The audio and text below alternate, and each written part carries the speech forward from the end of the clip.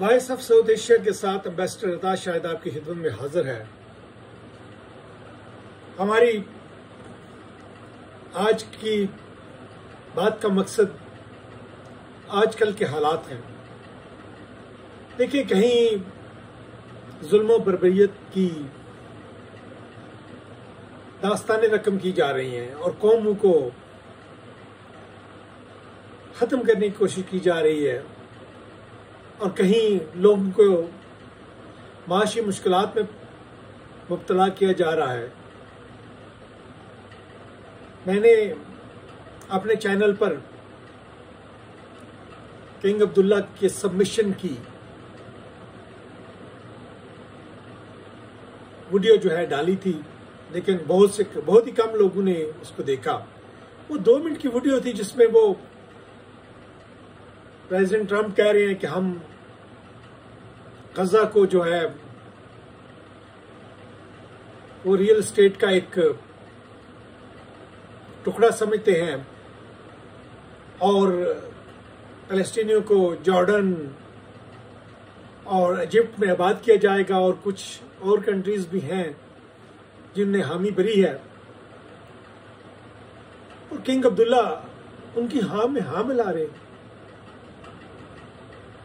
और फिर president Trump के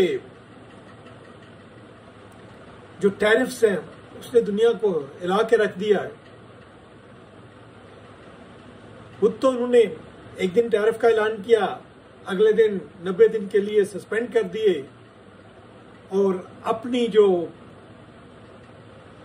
उनकी स्टॉक मार्केट है वो शूट अप कर गई।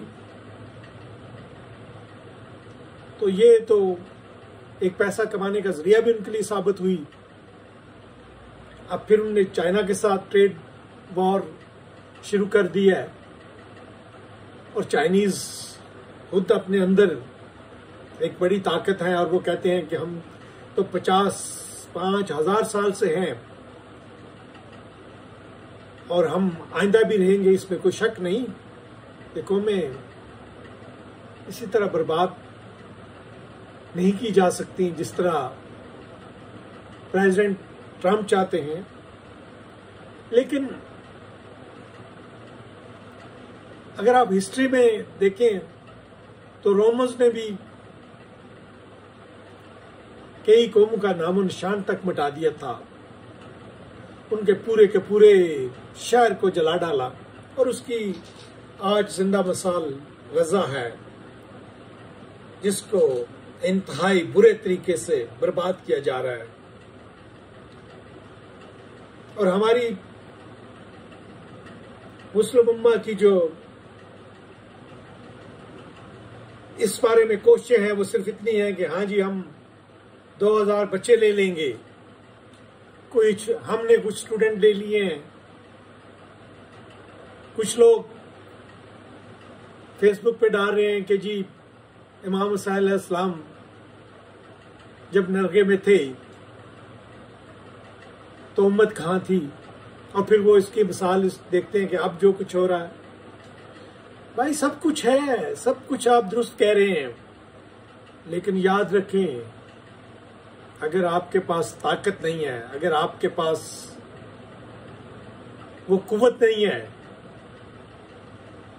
तो फिर आपके साथ वही होता है जो गजा वालों के साथ हो रहा है, जो इमाम हुसैन अलैहिस्सलाम के साथ उनको शहीद करके हुआ। क्योंकि उस वक्त दुनियावी ताकत एक तरफ हो गई थी और अब भी दुनियावी ताकतें एक तरफ हैं। तो कम से कम हमारी जो कौम है, पाकिस्तानी कौम, भाई आप में कोई 10-15% तो ऐसे लोग होने चाहिए जो सोच और समझें और चीजों को देखें। आप कम से कम उन वीडियो से कि जी वो बढ़ गया है और तुम्हारा शोर भी बढ़ गया है, कितनी आमियाना बातें ये हमारे पार्लियामेंटेरियन कर रहे हैं। और फिर हम इस बात को लेके बैठ गए। एक तरफ हमारे कुछ लोग दर्द का इजहार कर रहे हैं कि जो गजा में जुल्म बर्बियत वो पूरी कौम खत्म किया जा रहा है, कुछ लोगों ने तो वो भी डाली हैं वीडियो जिसमें अमेरिकन फॉरेन मिनिस्टर कह रहा है कि बाय बाय फलस्तीन। तो मेरे ख्याल में तो इन्होंने फलस्तीन को बाय बाय कर दिया, गजा को तो बाय बाय कर दिया और अरबों ने एक्सेप्ट कर लिया और हमने भी एक्सेप्ट कर लिया। हम अपनी ऑफिशियल पॉलिसी जो भी रखें, लेकिन जो हालात दुनिया में उसके मुताबिक या जो कुछ हो रहा है उसके मुताबिक तो हमने उसको एक्सेप्ट कर लिया। और हमारे हुक्मरान ने तो हुक्मरानी को एक घर का, फैमिली का इशू बना दिया है। बहरहाल मुबारक हो उनको जो इस जैसी माशाल्लाह बड़ा सलाहियत की आदत को लेके आए हैं कि बाप बेटा फिर आगे ग्रैंडसन ग्रैंड डॉटर माशाल्लाह सब तैयार किए जा रहे हैं। तो अच्छी बात है। मेरे ख्याल में हमारे कुछ लोगों को इन चीजों को देखना चाहिए। हमें अपने पाकिस्तान की इकानमी, पानी, आबादी और आने वाले बच्चों के लिए सेहत, एजुकेशन, फिर उनके लिए जॉब्स, इसके बारे में भी कुछ लोग होने चाहिए। फिर अगर हम तालिबान वहां लेके आए हैं अफगानिस्तान में, तो फिर हम कहेंगे ये नहीं, हम यहाँ हमारा एक लिबरल सिस्टम रहेगा। तो भाई एक आपने खुद गलती की, आप एक जगह तालिबान को सपोर्ट करते हैं और दूसरी जगह तालिबान को मारते हैं।